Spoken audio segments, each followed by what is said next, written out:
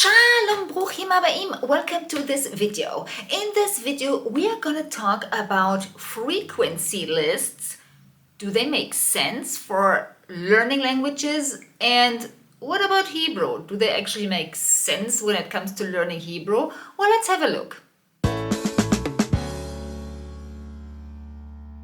So let's ask the following question. What are frequency lists? So frequency lists are listings of words arranged by how often they appear in a certain language. Yeah, sounds like a no-brainer. But the question is, how are frequency lists created? Well, basically you can say linguists put together computer files with books, transcripts, subtitles from TV shows and movies, and other language materials. Well, and then what? Well, then a computer calculates how many times each word showed up in the example data, so in the books, transcripts, and so on. What is the assumed advantage of learning with frequency lists? Oh, wow. Oh, it's super efficient, it's relevant. Really? Well, let me tell you one thing. That depends very much on the list.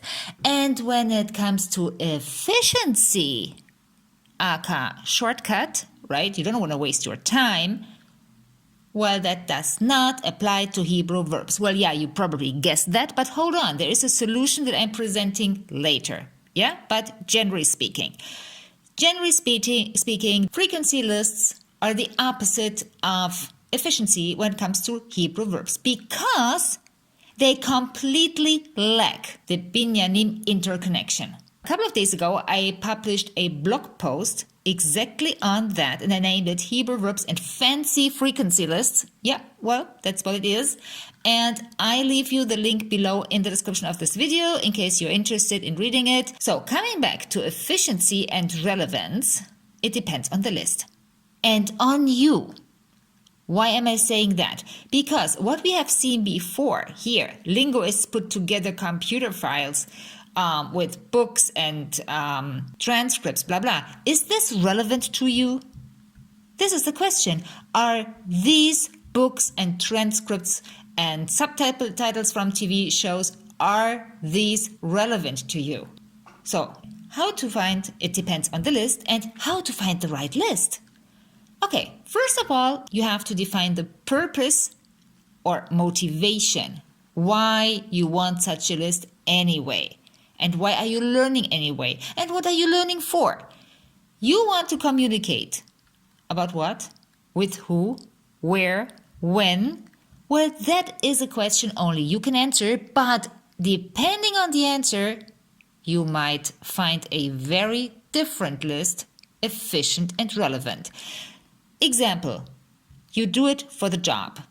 You want to work with that language. Okay, great. So you want to talk probably, maybe, about products.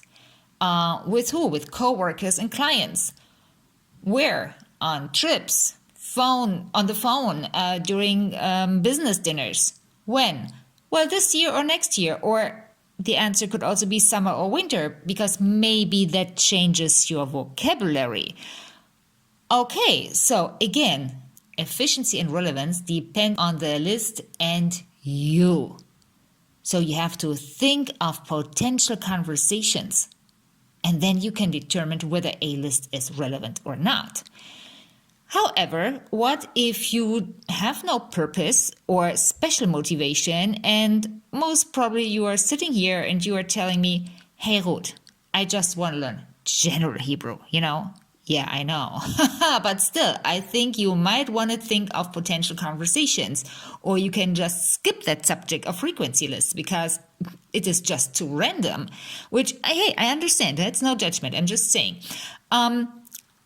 Maybe you could learn with this book. I am not here to sell you this book. I'm giving you an example. You can take any other book of this kind, but I can only give you an example of my products because I know what is in there. But if you find somebody else's book, that's fine with me too. This is not why I'm making this video, to sell you the book. I am making this video to make people understand how to choose a frequency list.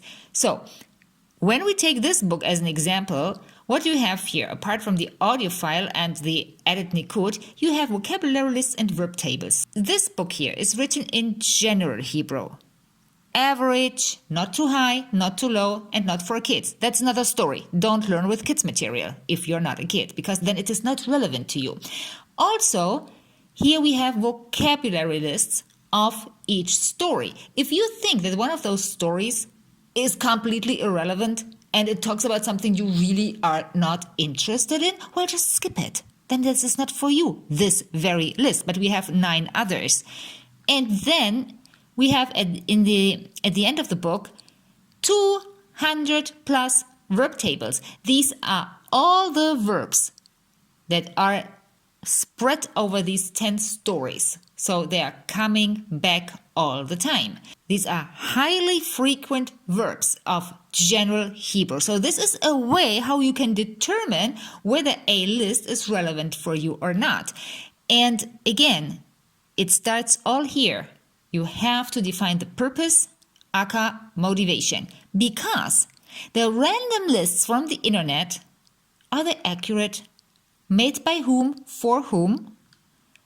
There is no context, and this is why they might be completely unrelated to you. And when they are unrelated to you, forget about efficiency and relevance. You're wasting your time, even though you now have a frequency list in your hand, which actually should exactly avoid wasting time, right? Okay, guys, well, that was my take on frequency lists, and I hope I see you in the next video.